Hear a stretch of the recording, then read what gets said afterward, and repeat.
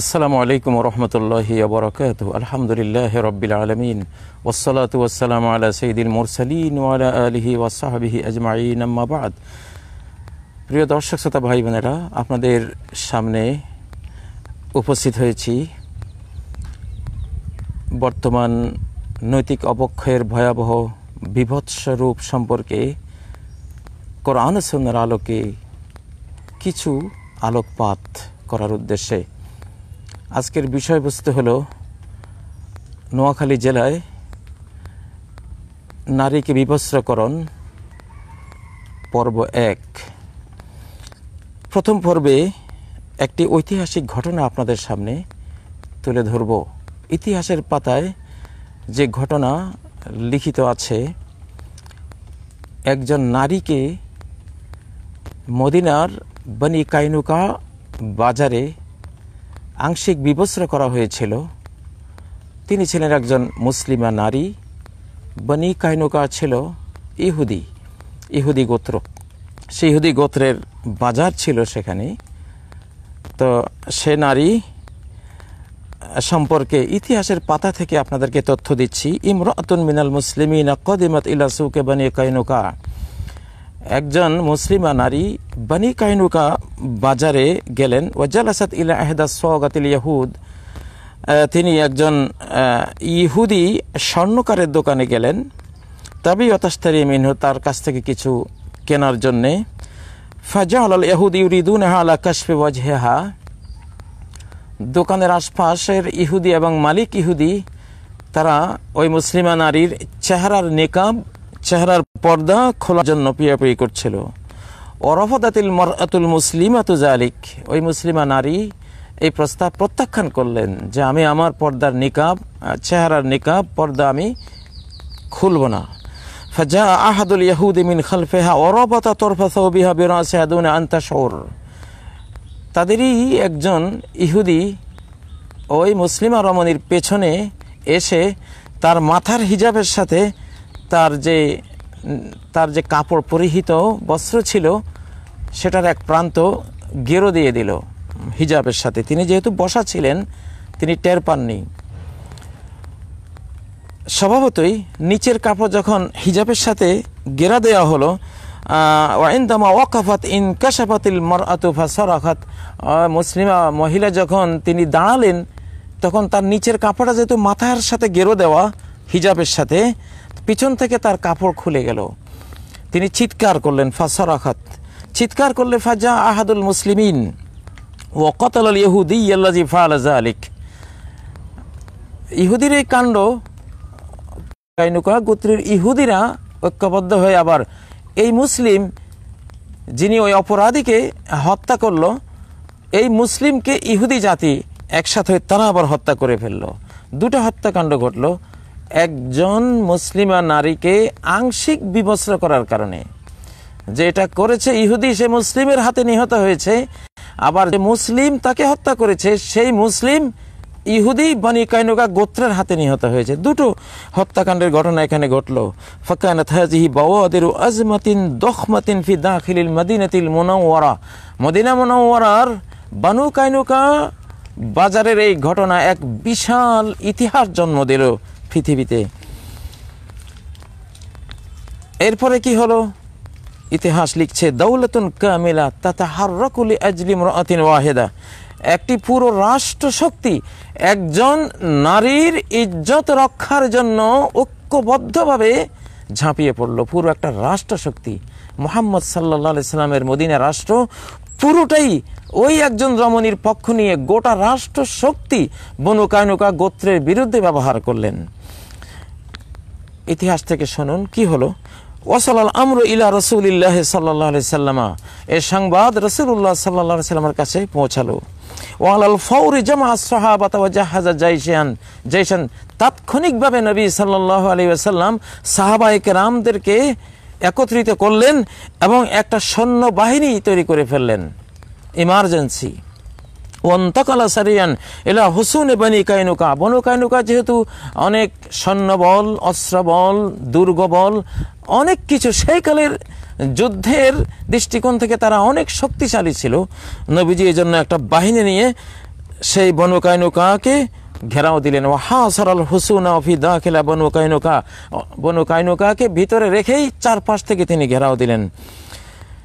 ও আসররা আলা ইস্তিকমালিল হিসারে হাত্তা ইয়ানজিলাল ইয়াহুদু আলা আমরি, নবীজি বললেন আমার ফয়সালার উপরে রাজি হয়ে যতক্ষণ এই দুর্গ থেকে নেমে না আসবে ততক্ষণ চলবে তোমাদের বিরুদ্ধে। এটা একটা ইতিহাস। এরপরের ঘটনা বিশাল ঘটনা। একজন নারীকে বিবস্ত্র করার জের ধরে বনু কাইনুকা গোত্রের পুরো গোত্রের সম্প্রদায়ের সমস্ত ইহুদিকে তাদের এলাকা থেকে নির্বাসিত করে দেয়া হলো। তোমরা এই এলাকাতেই বসবাস করতে পারবে না।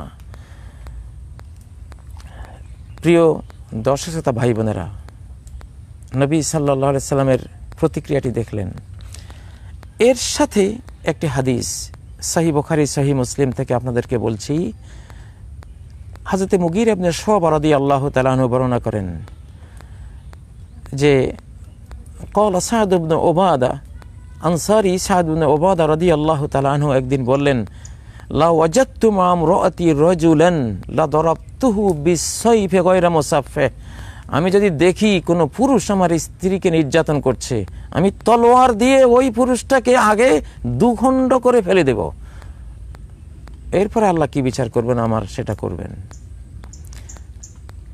ফাবালাগা আল আমরু ইলা রাসূলিল্লাহি সাল্লাল্লাহু আলাইহি সাল্লামের সংবাদটি নবীজি পর্যন্ত পৌঁছালো।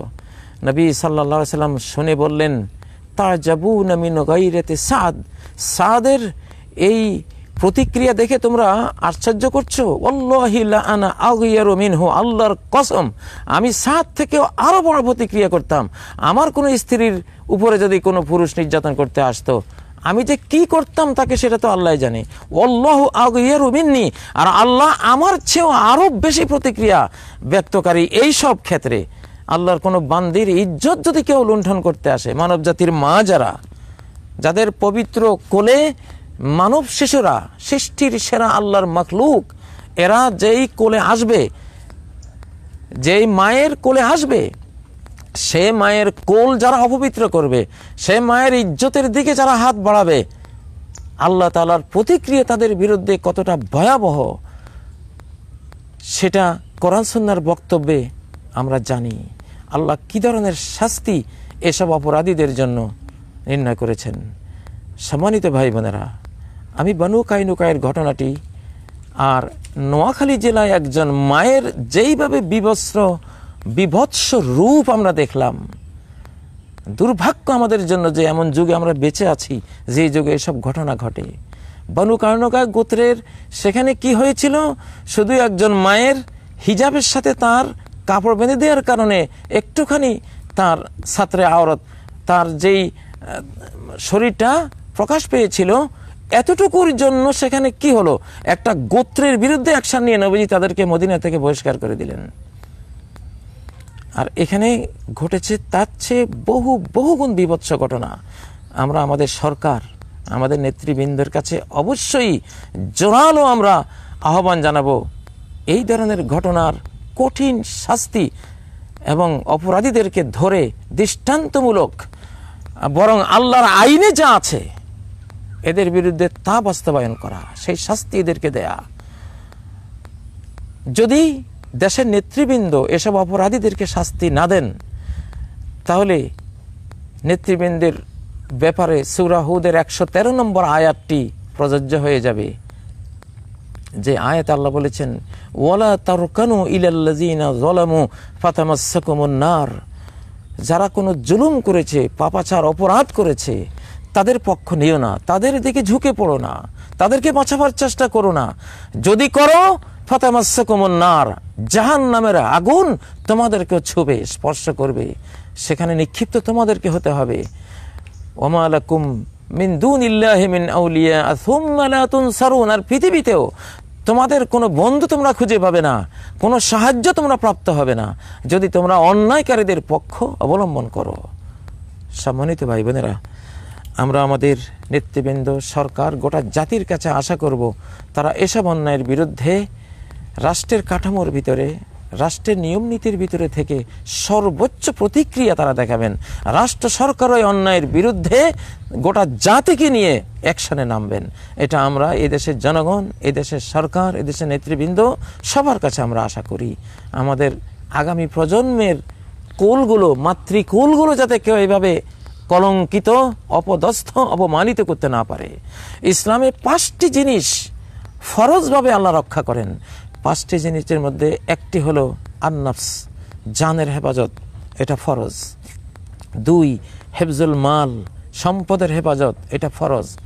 3 হেফজুল আকল, নেশাদ্রব্য থেকে মানুষের বিবেক বুদ্ধিকে হেফাজত করা, এটা ফরজ। এই জন্য মদ, নেশা সব হারাম করে দিয়েছেন।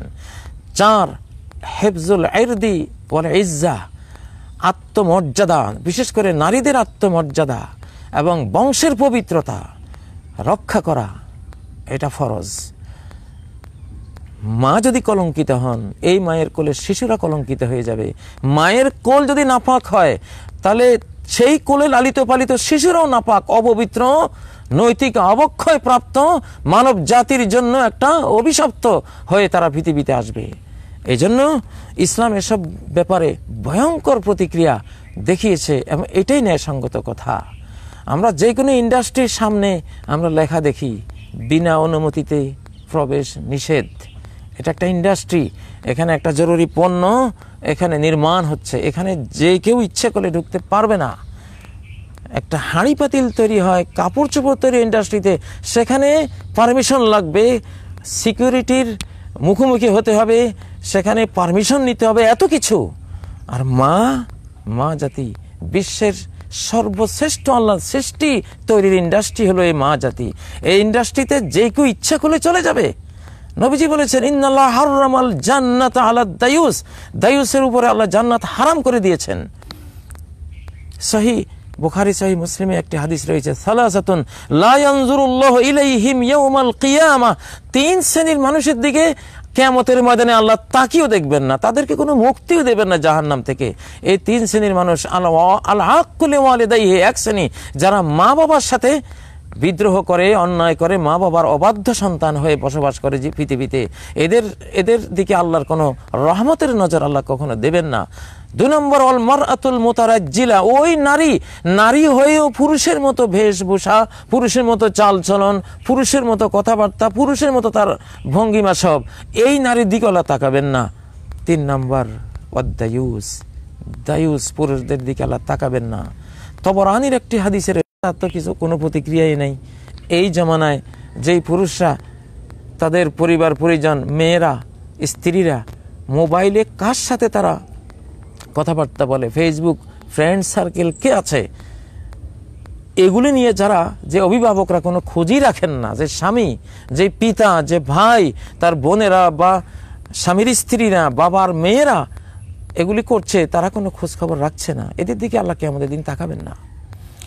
প্রিয় ভাই বোনেরা, প্রথম পর্বে এই পর্যন্ত ক্ষান্ত থাকলাম। এরপরে দ্বিতীয় পর্বে ইনশাআল্লাহ আসবো। সুবহানাকাল্লাহুম্মা ওয়া বিহামদিক, আশহাদু আল্লা ইলাহা ইল্লা আনতা, আস্তাগফিরুকা ওয়া আতুবু ইলাইক। আসসালামু আলাইকুম ওয়া রাহমাতুল্লাহি ওয়া বারাকাতুহু।